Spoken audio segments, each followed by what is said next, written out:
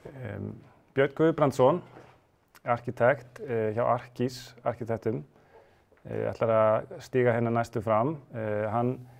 Arkís eru meðhöfundar af rammaskipulagi svæðisins og eru jafnframt að vinna deiliskipulag að svæði 2 eins og við köllum það, eða svæðinu niðri við Elliðavoginn, og hafa jafnframt skipulag á svæði 4 sem var stækkun á Bryggjukverfinu sem var samþykkt fyrir 2 árum.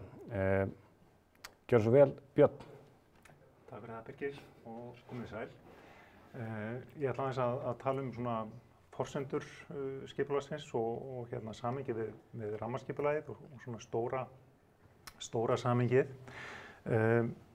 Og langar að byrja á að sýna ykkur glæru sem er í rauninni af deiliskipulagstillögunum þar sem búið að fella þær inn á rammaskipulagið, svona inn í stóra samhengið. En í rauninni okkar aðkoma að þessu verkefni og má segja svona ferlið við að móta þetta skipulag, hún hófst með hugmyndasamkeppni rammaskipulag árið 2015 og það þessi mynd sem sjáðu þarna á skjánum akkúrat vinningstillagan úr þeirri samkeppni, vinningstillaga sem var unnin af Arkís, Landslag og Verkís. Og þessi tillaga í rauninni lagði síðan grunninn af vinnu við rammaskipulagið sjálft sem nú reyndar aðgengilegt á vefnum. Og þetta rammaskipulag leggur sérstaklega áherslu á hagkvæma nýtingu lands, öflug samgöngukerfi, græn svæði og vistkerfi, blöndun byggðar með áherslu á bæði atvinnuhúsnæði og íbúðabyggð og lýðheilsu. Og þetta sjálfsögðu allt mátað inn í þessi einkenni sem eru til staðar. Höfðin sérstakur staður í borginni, býr yfir einstökum veðurgæðum til dæmis. Það einstaklega skjólsælt á þessum stað og svona mótun tillögunar ber þessa nokkuð merki, hvernig við svona reynum að fanga þetta. Nú, glæran sem við sjáum núna á skjánum, hún sýnir í rauninni staðsetninguna, hvar við erum stödd í borginni. Ég held að við vitum flest hvar höfðin en það er oft ágætt að setja þetta í samhengi við þessi helstu þróunarsvæði sem aðalskipulagið leggur upp með. Og að sjálfsögðu gengur rammaskipulagið og mótun þess öll út á þessar megin áherslur aðalskipulagsins. Nú, við sjáum síðan glæru sem í rauninni nýjasta tillaga að breytingu á aðalskipulagið, þar sem í rauninni búið að sníða aðalskipulags uppdrátt af þeim tillögum sem nú liggja fyrir. Og þarna sjáum við bara svona í grófum dráttum skiptinguna á annars vegar svona miðsvæðinu sem gula svæðið og hins vegar íbúðabyggðinni sem þá í rauninni norðan við Stórhöfða, sem fjólbláa svæðið á þessum uppdrætti. Og síðan sjáum við hér í rauninni 2 myndir. Myndin sem vinstra megin loftmynd af núverandi aðstæðum og myndin hægra megin síðan rammaskipulagstillagan, eða rammaskipulagið eins og það liggur fyrir. Tek það reynda fram á þessari 3 utanmynd ekki búið að máta inn þær deiliskipulagstillögur sem við erum að kynna í dag. Þetta í rauninni tillaga eða rammaskipulag frá 2017. En það sem kannski vert að benda á með þessar myndir og þá sérstaklega myndina sem vinstra megin sem sýnir núverandi ástand að það svæði sem við erum að vinna með núna í deiliskipulagstillögunum fyrst og fremst svona vestan til eða vinstra megin í svæðinu þar sem eru tiltölulega fáar stórar lóðir, lítið af mannmerkjum fyrir. En hins vegar svona þessi þéttari byggð á höfðanum sem við þekkjum, hún í rauninni myndar ákveðið hryggjarstykki við þessa nýju byggð. Þannig að við erum svona að vinna með ákveðið samlífið þarna á milli. Nú, annað hryggjarstykki í tillögunni borgarlínan og það má segja að tillagan öll og tillögurnar sem við erum að kynna í dag, þar í rauninni eru mótaðar miklu leyti í kringum legu borgarlínunnar í gegnum svæðið og þetta hágæða samgöngukerfi sem borgarlínan hún náttúrulega svona ákveðin lykill að velgengni svæðisins. Við sjáum síðan í rauninni Ártúnshöfðann, merkt hann þarna með rauðum hring inn í fyrirliggjandi leiðakerfi borgarlínunnar, annars vegar sem sagt, svona stóru myndina til lengri tíma sem er vinstra megin og hins vegar svona þessa fyrstu áfanga sem eru hægra megin. Nú hérna sjáum við síðan bara svona hugmyndasneiðingu sem hefur í rauninni fylgt verkefninu alveg frá hugmyndasamkeppninni. Það sem eru einn helstu einkenni höfðans er einmitt að þarna erum við að vinna á tveimur mismunandi sléttum í rauninni. Það er höfðin annars vegar og hins vegar láglendið niður við Árnar. Og svona ein helsta áskorunin í skipulagi á svona svæði er hvernig maður tengir saman þessa mismunandi landfræðilegu hæðarlegu. En að samanskapi eru þarna mikil tækifæri til að búa til mjög fjölbreytt umhverfi. Þarna erum við allt frá strandlengju að klettum og upp í bara mjög þétta borgarbyggð uppi á höfðanum. Og hérna sjáum við sem sagt yfirlitsmynd af tillögunum sem við erum að kynna ykkur í dag.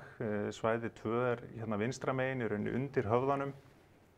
Á því svæði þar sem í dag eru malbikunarstöðin og sendibílastöðin Þróttur til dæmis. En svæði 1 hins vegar uppi á höfðanum og þarna sjáum við líka svona svolítið megin einkennin í tillögunni, borgarlínu ásinn hlykkjast þarna í gegn og við erum með svona þetta græna svæði umhverfis höfðan sem að teiknar í rauninni upprunalegu strandlengju höfðans en höfðin stóð í sjófram áður fyrr.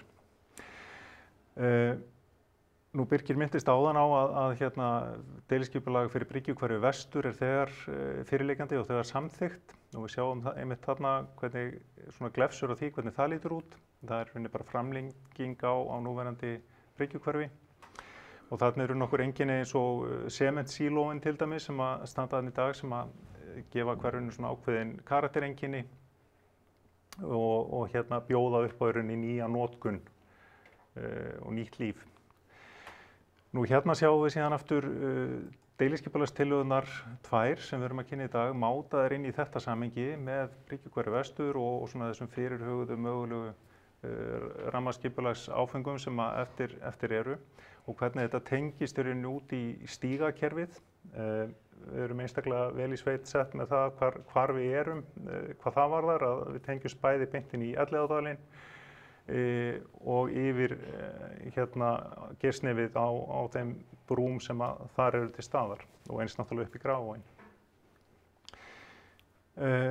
Inn á svæðinu, ég veit að það verður fjallað nánar skólamál á eftir en bara svona rétt til að gefa hugmynd stóru myndina. Það er gert ráð fyrir á þessu deiliskipulagssvæði sem við erum að kynna núna í rauninni 2 skólum, annars vegar svona safnskóla eldri deildar grunnskóla og hins vegar yngri deildarskóla. Á deiliskipulagssvæði Bryggjukverfis vestur er nú þegar ein skólalóð fyrir yngri deildir grunnskóla og síðan er í rauninni gert ráð fyrir mögulegum framhaldsskóla upp á svæði 1 og síðan er þarna sýnt líka í þessu samhengi skólalóð sem er fyrirhuguð í Vogabyggðinni.